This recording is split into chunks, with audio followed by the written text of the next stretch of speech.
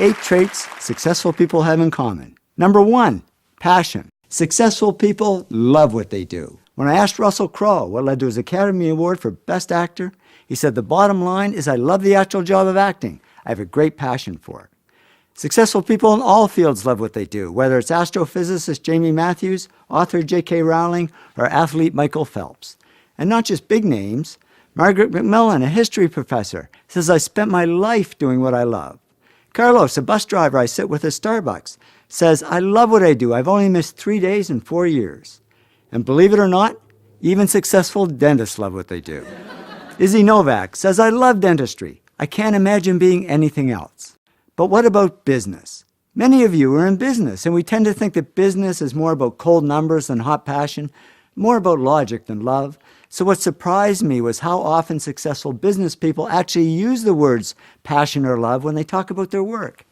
When Jack Welch was CEO of General Electric, he was asked if he liked his job.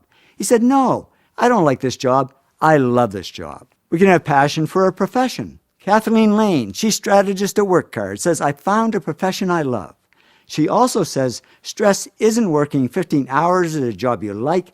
Stress is working 15 minutes at a job you dislike. We can have a passion for people. Nez Hallett III, CEO of Smart Wireless, says, I used to be in sales, now I'm a CEO. I just love being around people. We can have passion for a product. James Dyson, the vacuum cleaner guy, says, I love vacuum cleaners, and I will love them until the day I die. Yep. When he dies, they're just going to cremate him and then suck up those ashes with a Dyson vacuum and place it on the shelf. We can have passion for a particular field. Anita Roddick, the great founder of The Body Shop, once said, I love retailing. I love buying and selling and making connections. She also said, I don't like systems, financial sheets, or plans.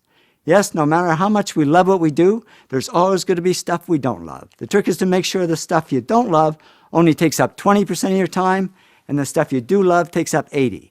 If it's the other way around, we're in the wrong job. Passion is sometimes mistaken for ambition. People call Donald Trump ambitious, but he says, I'm not ambitious. I just love what I do. And if you love what you do a lot of stuff. And then people say, oh, you're ambitious. The cool thing about passion is it turns underachievers into superachievers. I have a long list of famous underachievers, like Albert Einstein, who people said would go nowhere when they were young. For instance, who said this? Besides me. I was sitting in my room being a depressed guy, trying to figure out what I was doing with my life.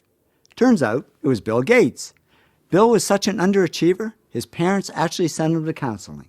Yeah, I can just hear the neighbors back then saying, geez, that Gates kid, what a loser. He's never going to go anywhere. And he didn't, until he discovered his passion for software. The big problem is finding your passion. Sure, there's a kid that knows they want to be an accountant or an architect or an astronaut from the time they're 10, but I found a much bigger group of successful people who, when they were young and even when they were older, didn't have a clue what their passion was, and it took them a long time to find it, or to fall into it. Don Lepore, Chief Information Officer at Charles Schwab, said to me, I fell into what I do, and I didn't know I loved it until I fell into it. And I hear that a lot. So how do people find their passion? Well, they just get out there and try a lot of stuff and explore many paths. Robert Munch explored many paths. He said to me, I studied to be a priest. That turned out to be a disaster. I tried working on a farm. They didn't like me. I worked on a boat. It sank. I tried a lot of things that didn't work, but I kept trying, and then I tried something that did work. And I'd say it worked. As a children's author, he sold over 40 million books. Yes, finding a job we love is like finding a person we love. Sometimes we just got to go on a lot of really bad dates before we find the right one. Now, I read a survey of 18 to 25-year-olds, and 81% said their first or second life goal was to get rich. And I thought, boy, they've got it all wrong, because I've interviewed many millionaires and billionaires, and guess how many of them said their life goal was to get rich? 0. They didn't do it for money, they did it for love. They went for the zing, not the ka-ching ka-ching. When Bill Gates and Paul Allen started Microsoft, they didn't do it for the money. Bill says Paul and I never thought we'd make much money. We just loved writing software. And with that attitude, he became the richest man in the world. J.K. Rowling didn't write Harry Potter books for the money. She said, I love writing these books. I just wanted to make enough money to continue to write. And with that attitude, she became a billionaire. I became a millionaire by following my heart, not my wallet, and a number of times I walked away from great-paying jobs to do poor-paying jobs I love better. Once is when I had a great job traveling the world, making a lot of money, but I wasn't doing the one thing I loved at the time, which is photography. So I said, I think I'll leave and start my own little photo company. My heart said, yeah, go for it. My wallet and all my friends, I might add, said, are you crazy? You can't walk away from all the money. You'll starve. I didn't listen to them. I walked away. And yeah, at first there wasn't much money. But it didn't matter because I was having fun doing what I loved. And eventually the money came. And much more than if I'd stayed in my old job. So I learned it's true what they say. If you do what you love, the money comes anyway.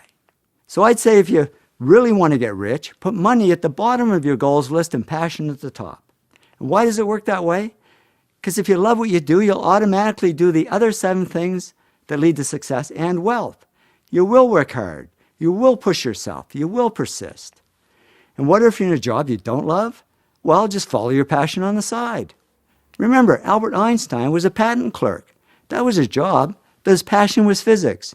And he wrote 4 of his most important papers in his spare time as a hobby and became one of the world's greatest scientists. So it's amazing what you can do if you love what you do.